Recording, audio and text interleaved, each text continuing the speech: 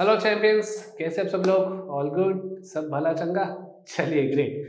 तो चैंपियंस, हमारा चैप्टर चल रहा था एटम्स। उसमें ऑलरेडी हम डिस्कस कर चुके हैं about the various models. Thompson model हमने पढ़ लिया, रदरफोर्ड मॉडल हमने पढ़ लिया।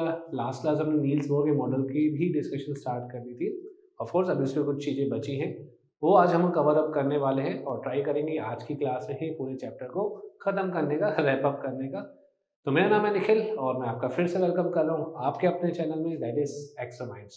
तो आइए स्टार्ट करते हैं। तो बात चल रही थी नील्स बोर के मॉडल के बारे में। लास्ट क्लास में हमने डिस्कशन कर लिया था अबाउट दी एनर्जी, तो वहीं से डिस्कशन को आगे लेकर जाते हैं और डिस्कस करेंगे यहाँ पे एनर्जी लेवल डायग्राम्स के बारे में। जो डिफरेंट सीरीज हमें मिलती है, एक लाइमन सीरीज, बाल्मर सीरीज, उनके बारे में डिस्कशन करना है। तो पहले एनर्जी को देख लेते हैं। So energy of an electron in an orbit।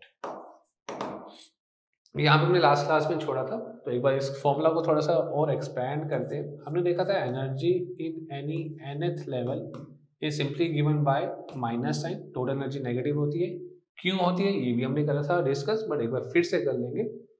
तो यहाँ पे हमारे पास जो फॉर्मूला निकल के आया था दैट वाज kZe²/2r, और जो r का फॉर्मूला रहता है r is simply equals to n²h² upon 4π²m⁴ ऐसे कुछ फॉर्मूला था। तो ऑफ कोर्स हम इस r की वैल्यू को यहाँ पर सब्स्टिट्यूट कर सकते हैं। सो जो टोटल एनर्जी निकल के आ जाएगी किसी भी nth लेवल में, वो क्या हो जाएगी with a minus sign kZe²/2। r की जगह हम पुट कर सकते हैं n²h², ये चीज ऊपर पहुंच जाएगी 4π²m⁴Ze²। तो energy in any nth level will be simply equals to 4π²m⁴k²z²e⁴ divided by 2n²h²। काफी लंबा चौड़ा सा फॉर्मूला बन गया, पर डेफिनेटली हम इसी को अब छोटा करेंगे। यहाँ पे एक जो चीज हमें समझ में आती है और जो कि इम्पोर्टेंट भी है, अच्छा यहाँ पे हम एक बार टाइटल भी लिख लेते हैं, एनर्जी लेवल डायग्राम्स के बारे में मेनली बात करने वाले हैं। ओके, तो यहाँ से जो चीज हमें समझ में आती है कि energy in any nth level is directly proportional to the z², the square of the atomic number, है ना। सेकेंडली जो चीज यहाँ पे एक और दिखाई दे रही है energy, that is inversely proportional to the n², यानी कि जो सी ऑर्बिट है, यानी कि जो प्रिंसिपल क्वांटम नंबर है उसके इनवर्सली और स्क्वायर पावर पे रिलेट करेगी energy. And finally energy total in any level is always negative. इसका रीजन क्या निकल के आता है, इसका सिंपल सा रीजन निकल के आता है, because an electron is bounded to the nucleus by the electrostatic attraction force। electrostatic attraction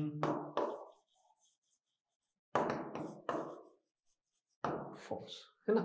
खुद से इलेक्ट्रॉन छोड़ के नहीं जा सकता, बिकॉज न्यूक्लियस ने उसको बाउंड करके रखा हुआ है, इसलिए एनर्जी नेगेटिव दिखाई दे रही है। अगर उस इलेक्ट्रॉन को वहां से निकालना है तो हमें एनर्जी प्रोवाइड करनी पड़ेगी। कितनी करनी पड़ेगी, वो ही ये फॉर्मूला डिक्टेट करता है, कितनी एनर्जी दो, किस लेवल में कितनी एनर्जी है, वहां से निकालना है तो आपको उतनी ही एनर्जी प्रोवाइड करनी पड़ेगी। वही चीज हम आगे जाके अब इसमें देखने वाले हैं। और ये results to be remembered, important from numerical point of view in your exams.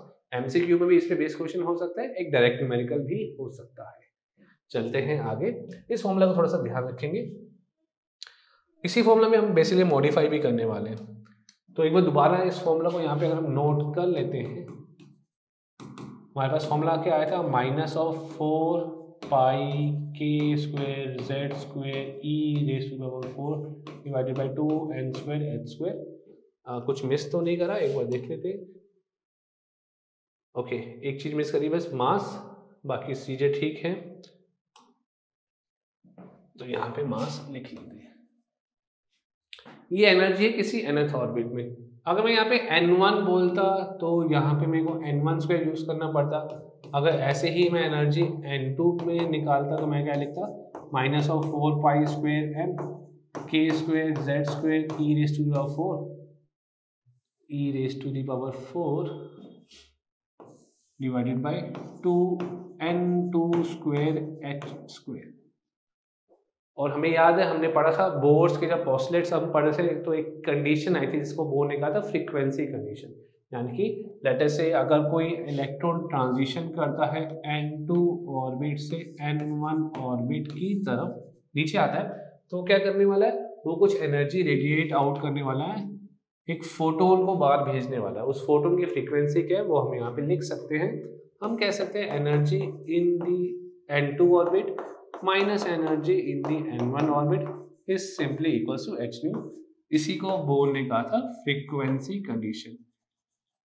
Champions को ये याद होना चाहिए, है ना। चैंपियंस लास्ट क्लास में हमने पढ़ा था, नहीं याद है तो प्लीज वापस जाके रिवाइज कर लीजिए, काफी हेल्पफुल चीज और काफी इंपॉर्टेंट चीज एग्जाम में करने के लिए क्वेश्चन बनता है इस पे, ठीक है। सो यहाँ पे हम अब लिख सकते हैं ऑफ कोर्स ये 4 pi square m k square z square e की पावर 4 ये सब कांस्टेंट आ जाएगा, नीचे से 2h स्क्वायर ये भी कांस्टेंट आ जाएगा।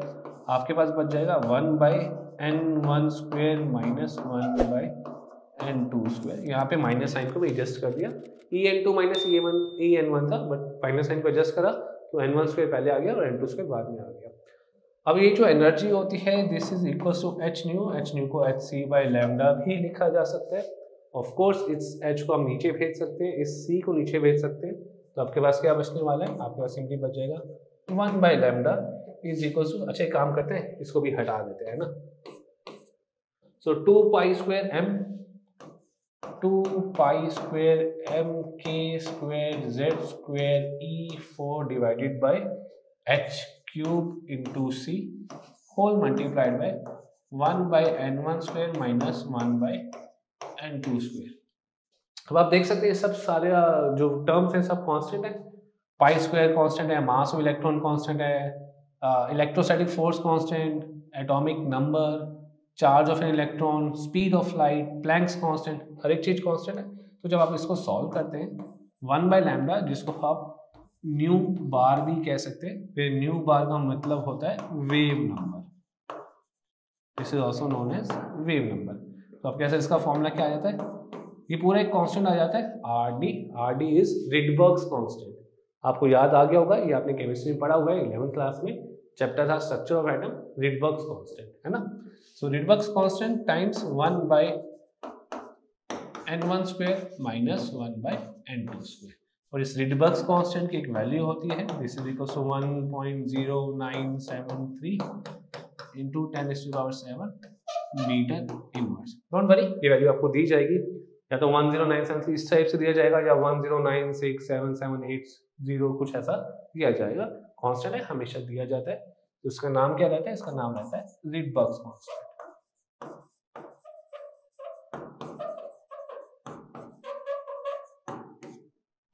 ओके, सो यहाँ तक हमें क्लैरिटी है बोर्स मॉडल को हमने कैसे यूज करा डिफरेंट स्टेट्स की एनर्जी के बारे में डिस्कशन करने के लिए।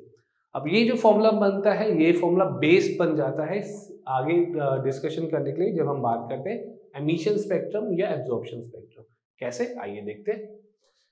तो बात कर लेते हैं emission spectrum of hydrogen atom.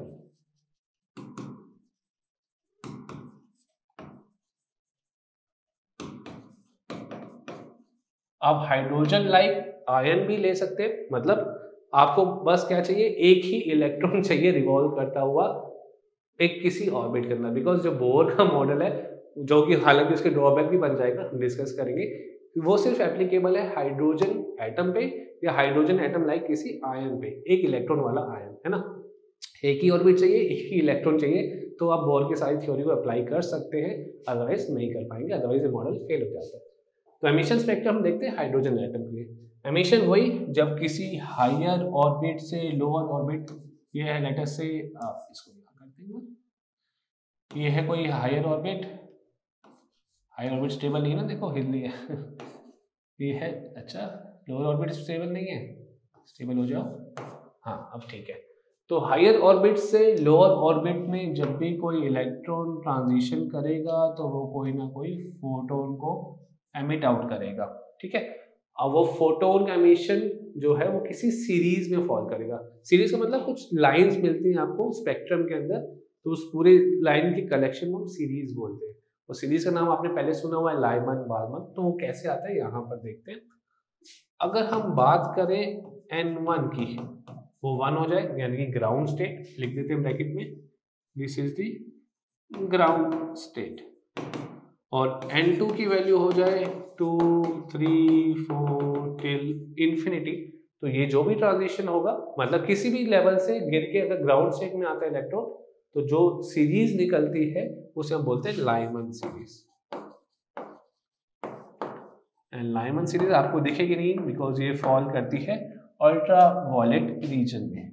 So ultraviolet region, UV region में फॉल करेगी ये सारी रेडिएशंस। तो ये हो जाता है लाइमन सीरीज के बारे में फर्स्ट वन। सेकेंड वन अगर हम बात करते हैं ऐसे ही N1 की वैल्यू को कर देते हैं 2। N1 की वैल्यू 2 का मतलब क्या होता है, इसको हम बोलते हैं फर्स्ट एक्साइटेड स्टेट। ये ध्यान में रखना आप लोग, इनका रेफरेंस आता रहता है। फर्स्ट एक्साइटेड स्टेट में मतलब बच्चे गलतियां करते हैं, N1 की वैल्यू 1 ले लेते हैं, नहीं, N1 की वैल्यू 1 तभी लेनी है जब ग्राउंड स्टेट है। फर्स्ट एक्साइटेड स्टेट का मतलब होगा N1 की वैल्यू 2, सेकंड एक्साइटेड स्टेट का मतलब होगा N1 की वैल्यू 3। तो जितना लेवल की एक्साइटेड स्टेट है उसमें आप +1 करेंगे, ठीक है। सो N1 की वैल्यू 2 यानी कि फर्स्ट एक्साइटेड स्टेट, N2 हो जाएगा यहाँ पे 3 4 5 6 एनीवेयर टिल इन्फिनिटी। तो जो भी आपको मिलेगा स्पेक्ट्रम वो फॉल करेगा बाल्मर सीरीज में, बाल्मर सीरीज।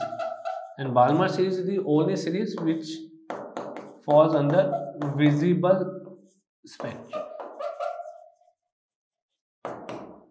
बाल्मर सीरीज में जितनी भी आपको लाइट या फोटो निकलते हुए दिखाई देंगे वो सब विजिबल होंगे, कुछ कलर्स आपको दिखाई देने वाले हैं। It is the only series, ठीक है। ओनली बाल्मर जो है वो विजिबल में आपको फॉल करता हुआ दिखाई देगा। इसके बाद थर्ड देखते हैं, इतना अनस्टेबल कैसे हो गया ये, एक्साइटेड हो रखा है तभी अनस्टेबल है, जस्ट लाइक एटम। थर्ड वाला देखते हैं यहाँ पे। सो थर्ड वाले केस में अपने पास अगर हम N1 की वैल्यू को कर देते हैं 3, N2 की वैल्यू को रखते हैं 4 5 6 7, 4 5 6 7 एनीवेयर टिल इंफिनिटी। तो आपके पास क्या आ जाएगा, आपके पास एक और सीरीज आ जाएगी, उसको बोलते हैं पास्चन सीरीज। अब फॉर्मूला बनाना चाहते हैं तो बना सकते हैं। यहाँ पे जो भी वेवलेंथ निकलेगी वो क्या होगी, रेडबर्ग्स constant upon into 1/3 square minus 1/N2 square. यहाँ पे N2 की वैल्यू ये भी हो सकती है। सेम फॉर्मूला आप यहाँ भी बना सकते हैं, जैसे लाइमन सीरीज का अगर हमें फॉर्मूला बनाना हो तो हम क्या लिखेंगे, 1/λ लाइमन सीरीज के लिए, ये पास्चन सीरीज के लिए था, is equal to Rydberg's constant 1/N1, यहाँ पे हमेशा 1 आ जाए, माइनस 1/N2। That's it. अब पास्चन सीरीज किससे सॉल्व करती है, पास्चन सीरीज सॉल्व करती है इंफ्रारेड रीजन में। तो ये वाली सीरीज बोर के टाइम तक ढूंढी जा चुकी थी और बोर ने इन सीरीज को बहुत अच्छे से एक्सप्लेन करा। इनफैक्ट आगे की जो सीरीज थी जो अभी तक पता नहीं थी, बोर ने उनको भी प्रेडिक्ट कर लिया था according to his formula. Fourth one जो है यहाँ पे, अगर मैं N1 की वैल्यू को 4 करता हूँ और N2 की वैल्यू को 5 6 7 8 एनीथिंग टू इन्फिनिटी, यानी कि यहाँ पे जो वेवलेंथ आएगी वो क्या आ जाएगी, वो आएगी simply Rydberg's constant 1/4 square minus 1/N2 square, where N2 can assume any value from this number, है ना। तो पास्चन के बाद जो पता चला था सीरीज, मतलब प्रिडिक्ट कर ली थी, बोर को नोबेल प्राइज भी इसी वजह से मिला था कि अभी देखो एग्जिस्टेंस में नहीं है कोई चीज़, बट ये प्रिडिक्ट कर पा रहा है इनका मॉडल, इनका फॉर्मूला। तो यहाँ पे जो सीरीज मिली थी वो मिली थी bracket. And finally P fund भी ऐसे ही इन्होंने प्रिडिक्ट कर लिया था। 19 इनके जाने के मतलब इनके बोर को नोबेल प्राइज मिलने के बाद जाके वो ढूंढी गई थी, बट बोर ने पहले ही प्रिडिक्ट कर लिया था। तो ऐसे एक और सीरीज आती है, वो मैं यहीं बता देता हूँ, पी फंड, जिसके लिए आप फॉर्मूला बना सकते हैं। पी फंड के लिए n1 की वैल्यू हो जाएगी 5 और n2 की वैल्यू हो जाएगी 6, 7, 8 एनीवेयर टिल इंफिनिटी।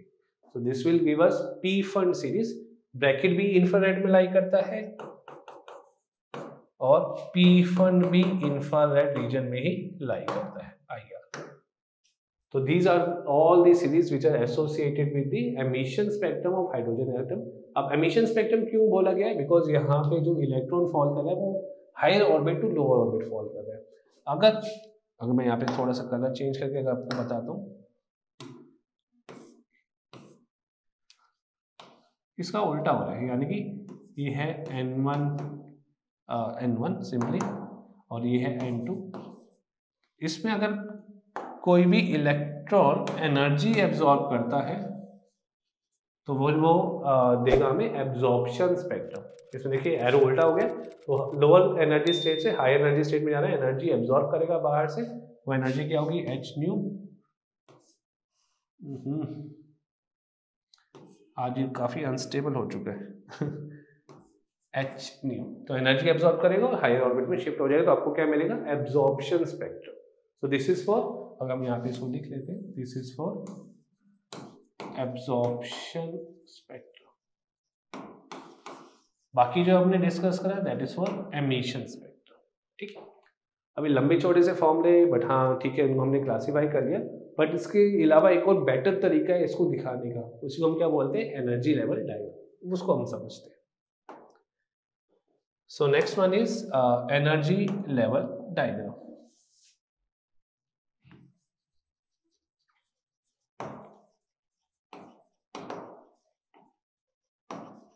अगेन हम बात करेंगे हाइड्रोजन एटम के लिए, तो Z की वैल्यू को 1 रखा जाएगा, वही एनर्जी का लंबा चौड़ा फॉर्मूला, सारे उसमें वैल्यूज को अगर आप पुट कर देते हैं तो बहुत छोटा हो जाता है और फॉर्मूला सिंपली निकल के आता है, energy in any nth orbit is equals to minus of 13.6 divided by n square EV। Correct. तो इसके आंसर अगर मेरे को फर्स्ट यानी कि ग्राउंड स्टेट की एनर्जी निकालनी हो तो कितना आ जाएगा, minus 13.6 divided by 1 square, that is simply equals to minus 13.6 EV। Second level की एनर्जी निकालनी हो तो मेरे पास आ जाएगा माइनस 13.6 डिवाइडेड बाय 2 स्क्वायर, यानी कि माइनस ऑफ 3.4 EV। अब ये सारे माइनस में क्यों आ रहे हैं, इसका रीजन आपको मैं ऑलरेडी बता चुका हूँ एंड आपको अच्छे से पता भी है ना। एनर्जी इन थर्ड ऑर्बिट की बात करें तो आ जाएगा माइनस 13.6 डिवाइडेड बाई 3 स्क्वायर, यानी कि 13.6 डिवाइडेड बाई 9, ये कितना बन जाता है, ये बन जाता है कुछ माइनस ऑफ 1.51 EV। सिमिलरली अगर आप E4 की बात करते हैं, ये आ जाएगा माइनस 13.6 डिवाइडेड बाई 4 स्क्वायर, यानी कि माइनस ऑफ 0.85 EV। ऑल्दो ये सारी वैल्यूज आप कैलकुलेट कर सकते हैं, but it is always helpful, I am telling you this thing from my experience. ठीक है, ये वैल्यूज अगर हमें याद रहती है तो काफ़ी चीज़ें हमारी इजी हो जाती है, कैलकुलेशन हमारी फास्ट हो जाती है, we get to the result in lesser amount of time. Otherwise फिर आप सॉल्व कर रहे होंगे, फाइंड आउट कर रहे होंगे, कैलकुलेट कर रहे होंगे, कैलकुलेटर आपको मिलता है आपके बोर्ड एग्जाम में, तो इट इज़ बेटर कि कुछ वैल्यूज आप याद रख लें and I am promise you कि ये आपको हेल्प करेगा। ऐसे अगर हम E5 की बात कर लेते हैं तो आ जाएगा माइनस 13.6 डिवाइडेड बाई 5 स्क्वायर, ये आ जाएगा minus of 0.54 EV। And finally अगर मैं E6 की बात कर लेता हूँ तो आ जाएगा minus 13.6 divided by 6 square, minus 0.38 EV। ये कुछ वैल्यूज है, इनको हमें ध्यान में रखना है। अब इसके बेसिस पे अब हम डायग्राम बनाने वाले हैं। अब वो डायग्राम थोड़ा सा बड़ा बनेगा, तो एक काम करते हैं, नेक्स्ट पेज पे चल लेते हैं।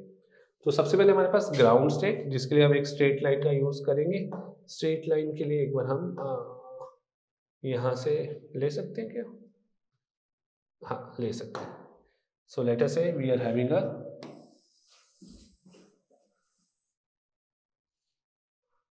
कुछ इस टाइप से, इसको हम कॉपी कर लेते हैं एक बार। कॉपी अगर हो जाता है तो let us copy this thing, clone, फिर से क्लोन जो हम रखेंगे यहाँ पे,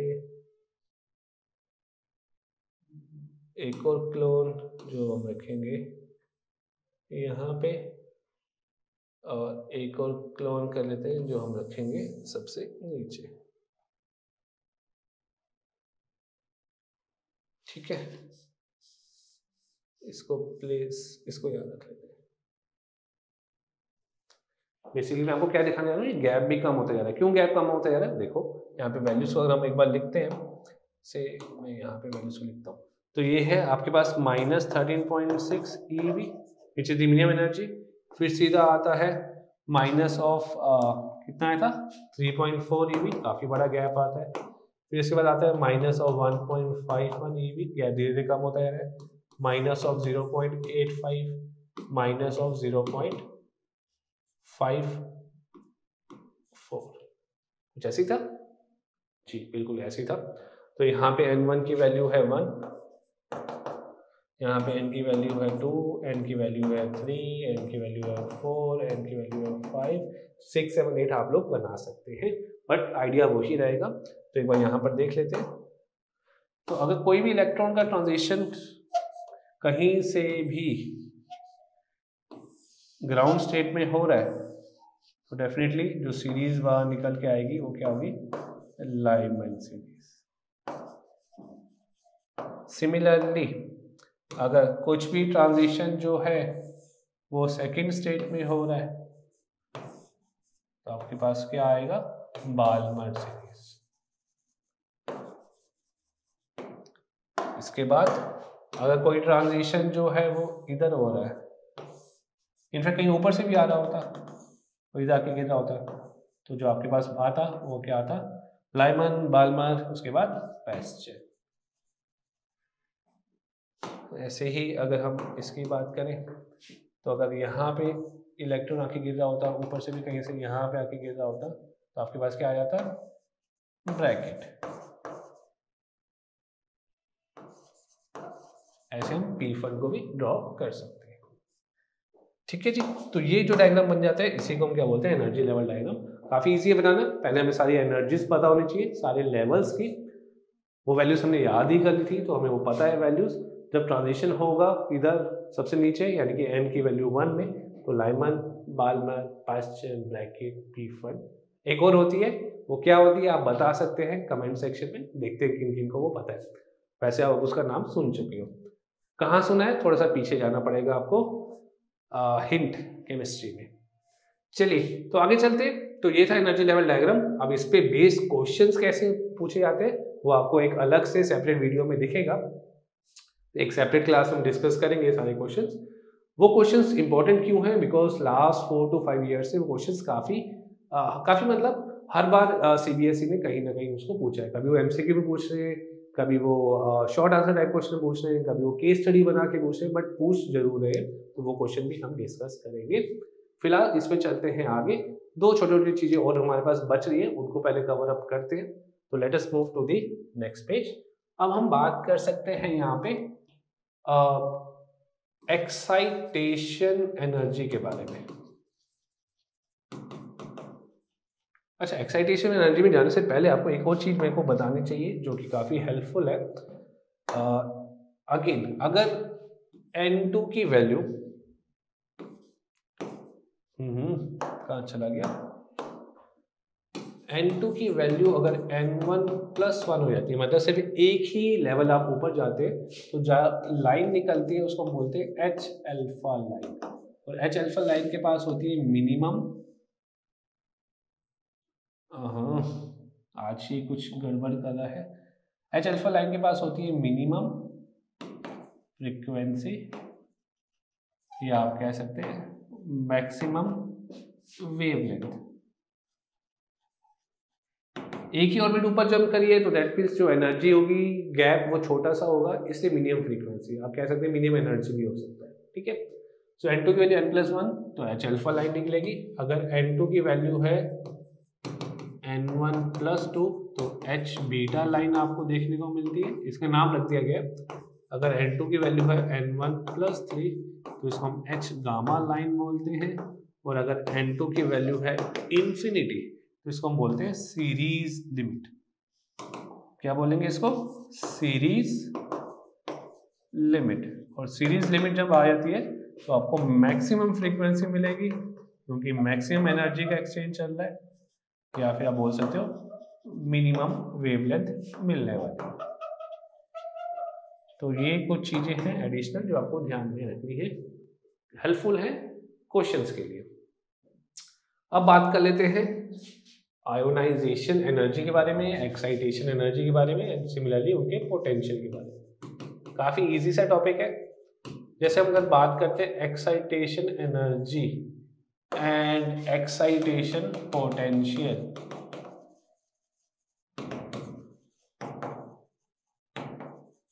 किसी इलेक्ट्रॉन को एक्साइट करना है ग्राउंड स्टेट से, यानी कि n की वैल्यू 1 से लेकर से n की वैल्यू 2 तक,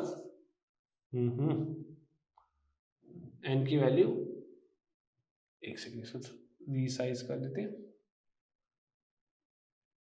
ठीक है, n की वैल्यू 2 तक। तो आपको कुछ ना कुछ एनर्जी बाहर से देनी पड़ेगी एक्साइट करने के लिए। उसी एनर्जी को क्या नाम दे दिया?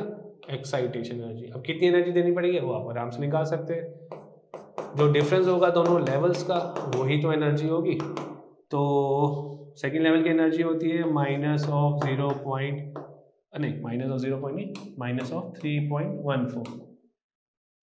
Minus of 3.14 EV minus 13.6 EV। तो कुछ 10 के आसपास आपके पास वैल्यू आ जाएगी, that becomes the excitation energy, ठीक है। लेट अस से 10 आ जाता है, ठीक है। मैं यहाँ पे एक अप्रॉक्सीमेट वैल्यू लिख रहा हूँ 10.1 EV। तो मेरे को अगर बात करनी है पोटेंशियल की, तो एक्साइटेशन पोटेंशियल मतलब मेरे को कितना पोटेंशियल लगाना पड़ेगा so as to provide the electron with this much energy. यही मतलब होता है पोटेंशियल का। जब पोटेंशियल लगाते हैं तो इलेक्ट्रॉन एक्साइट हो जाते हैं, इलेक्ट्रॉन एक्साइट हो जाते हैं तो उनके पास एनर्जी आ जाती है। तो एक्साइटेशन पोटेंशियल क्या होगा? बहुत सिंपल है, ये जो वैल्यू लिखी है इसमें से सिर्फ E को हटा दीजिए, 10.1 वोल्ट। तो this thing becomes the excitation potential. Energy जो देनी पड़ेगी this is excitation energy, excitation energy, और जितना पोटेंशियल लगाना पड़ेगा that is known as excitation potential. Similarly इसी तरीके से अब आपके पास होती है आयोनाइजेशन एनर्जी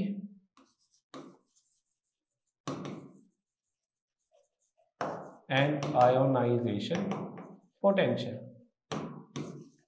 आयोनाइज करने का मतलब क्या होता है कि इलेक्ट्रॉन को वहां से रिमूव कर दो, इन्फिनिटी पर ले जाओ। इलेक्ट्रॉन बेचारा यहाँ पे बैठा हुआ था ग्राउंड स्टेट पे, आपने इतनी एनर्जी उसको दे दी कि वो भाग गया सीधा इन्फिनिटी पे, एटम हो गया आयोनाइज। तो आपने जो एनर्जी दी वो क्या बन गई? Ionisation energy.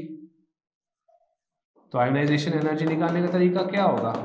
Energy at infinity minus energy किस स्टेट से ले आ रहे हो? फर्स्ट स्टेट से ले आ रहे हो। तो इन्फिनिटी पे एनर्जी हो जाती है 0 which is the most largest value of energy. Why? Because energy negative में है ना। -13.6 इज द मिनिमम एनर्जी जो कि ग्राउंड स्टेट में। जैसे जैसे ऊपर जाता रहता है इलेक्ट्रॉन उसकी एनर्जी बढ़ जाती है। इन्फिनिटी में जब निकल जाता है तो उसकी एनर्जी मैक्सिमम यानी कि 0 हो जाती है, -13.6। तो आयोनाइजेशन एनर्जी आपके पास कितना आ जाएगा? 13.6 EV। और ऐसे अगर मैं आयोनाइजेशन पोटेंशियल की बात करूं कि मेरे को कितना पोटेंशियल लगाना पड़ेगा इलेक्ट्रॉन को आयोनाइज करने के लिए, सिंपली कितना हो जाएगा? 13.6 वोल्ट। That's it. तो सिंपल सा कंसेप्ट एक्साइटेशन का और ionisation energy as well as potential, आप इसको आराम से समझ सकते हैं।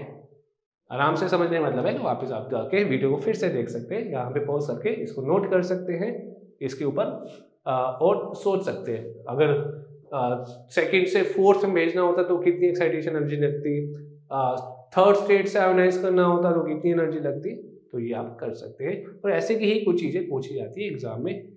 खामखा बच्चे कंफ्यूज होते रहते हैं, बट चैंपियंस को कंफ्यूज नहीं होना है, इसको आराम से ठीक से समझना है। अब फाइनल लास्ट पार्ट डिस्कस कर लेते हैं कि भाई साहब सब कुछ तो अच्छा बता दिया नील्स बोर ने, बट फिर भी कुछ कमियां रहेगी, इसलिए नील्स बोर का मॉडल भी फेल हो गया। तो फेलियर या शॉर्टकमिंग्स या drawback of Bohr's model of an atom.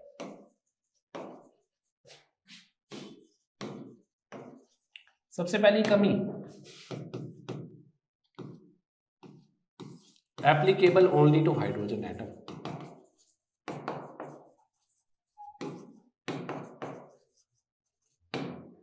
या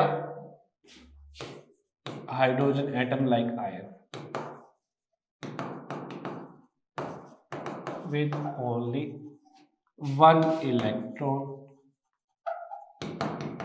in its shell। अगर एक ही इलेक्ट्रॉन है तो आप लगा सकते हो बोर का मॉडल, बट ऐसे को कितने एटम है जिसके पास एक ही इलेक्ट्रॉन है, ओनली हाइड्रोजन, ठीक है, बाकी कहाँ जाएंगे, बाकी वो कौन एक्सप्लेन करेगा, इसलिए नील बोर का मॉडल फेल हो गया। Secondly, why can't the orbits be elliptical? Circular ही क्यों है, इलिप्टिकल क्यों नहीं हो सकती? भाई इलेक्ट्रॉन को रिवॉल्व करना है न्यूक्लियस के अराउंड, तो इलिप्टिकल ऑर्बिट में रिवॉल्व कर ले, क्यों सर्कुलर है, इसके बारे में कोई एक्सप्लेनेशन नहीं है। तीसरा, इलेक्ट्रॉन के पास भी तो डुअल नेचर है, electron has got dual nature, can behave like a wave.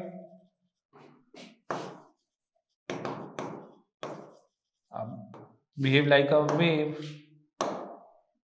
अब वेव है तो वो चैलेंज करता है, फिर challenge is the concept of orbit. Orbit कहां से आ गई, फिर ऑर्बिट सर्कुलर है, एलिप्टिकल है, ठीक है, बट जब वो वेव है तो वेव कौन सी ऑर्बिट बना रही है, वेव तो ऑर्बिट नहीं बना रही, तो इसको कैसे समझाओगे, है ना, तो नील बोर नहीं समझा पाए, तो हटाओ नील बोर के मॉडल को, फेल कर दो। चौथा मेन रीजन, ज़ीमैन इफेक्ट, यानी कि splitting of spectrum lines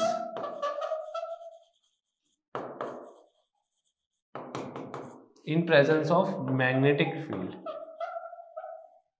magnetic field में जाकर ये जो एमिशन स्पेक्ट्रम, एब्जॉर्प्शन स्पेक्ट्रम होती है, उनकी लाइंस होती है, वो फर्दर स्प्लिट हो जाती है और फाइन लाइंस में, ठीक है, जैसे मान लेते हैं लाइंस बन रही थी,